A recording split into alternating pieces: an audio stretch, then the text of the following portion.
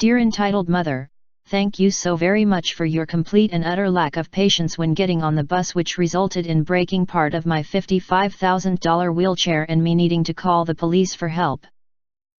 So I was on the bus tonight heading to a workshop that I was fairly excited for.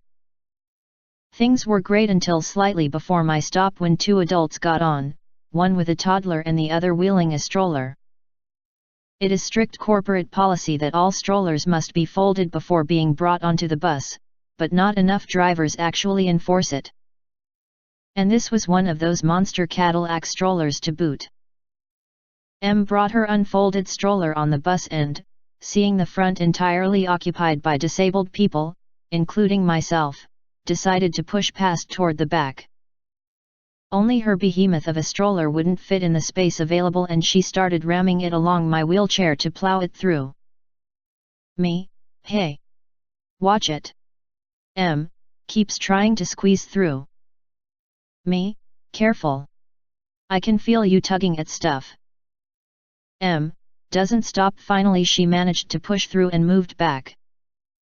I fumed for the next few blocks, pushed the button for my stop, turned on my wheelchair and got a left brake disconnected error. I tried again. Repeated errors. Me, phew. The next several minutes were spent with the bus pulled over, passengers getting mad at me for causing a delay, while I panicked trying to figure out how to get off the bus. Finally a guy flipped my electric freewheel release switch on and off several times, and that managed to convince my chair to work for me to get off my bus and get about 15 feet away before my chair suddenly turned itself off. I turned it back on.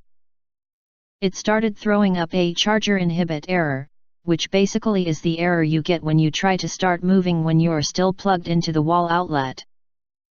The next hour was a progression of events that saw me sitting on the ground with the back of my chair opened up as I went through everything trying to figure out what the ever-loving fuck was going on.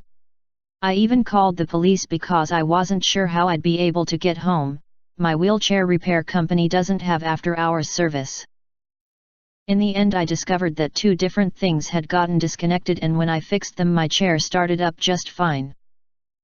The lovely officer helped me get the cover back on my chair and, more importantly, helped me get safely back into my chair.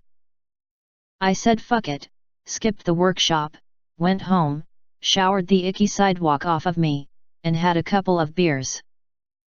None of this would have happened if that entitled mother had just taken one goddamn second to fold her stroller up. Or, I dunno, stopped when I repeatedly asked her to, but no. She was far too important to do such basic shit like that. And yes, my wheelchair is actually $55,000. I know that sounds like a lot, but given that according to order form I just looked at the joystick cover alone is $85, it doesn't surprise me at all. It has 3 different tilt adjustment settings that drives the cost up enormously. I love shouting at people who drive too close to me that my wheelchair costs more than their car.